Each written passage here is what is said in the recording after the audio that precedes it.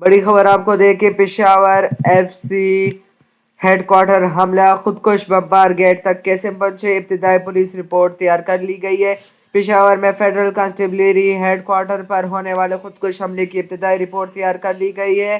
Police report کے مطابق ایک خودکش حملہ آور پیدل ایف سی ہیڈ کوارٹر کے گیٹ تک پہنچا۔ خودکش حملہ آور نے چادر اوڑھ رکھی تھی۔ خودکش بمبار نے مرکزی گیٹ کے ناکے پر خود کو دھماکے سے اڑایا۔ ابتدائی رپورٹ میں بتایا گیا کہ مرکزی گیٹ پر خودکش دھماکے کے نتیجے میں 3 اہلکار موقع پر شہید ہو گئے۔ دھماکے کے فوری بعد 2 حملہ آور سائیڈ گیٹ سے ایف سی ہیڈ کوارٹر میں داخل ہوئے۔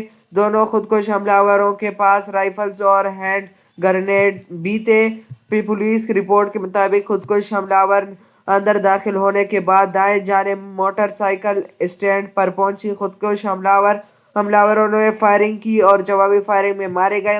رپورٹ میں بتایا گیا کہ ایف سی ہیڈ کوارٹر کے اندر داخل ہونے والے دہشت گردوں کو مرکزی گیٹ کے 30 سے 40 میٹر کے اندر ہی مار دیا گیا۔ پولیس رپورٹ کے مطابق دہشت گردوں کا مقصد لوگوں کو یرغمال بنانا تھا۔ ایف سی ہیڈ کوارٹرز میں اعلیٰ افسران بیٹھے تھے اور نفری بھی زیادہ ہوتی ہے۔ ایف سی ہیڈ کوارٹر میں پریڈ بھی ہو رہی تھی، تاہم ایف سی ہیڈ کوارٹرز کو کلیئر کر دیا گیا ہے۔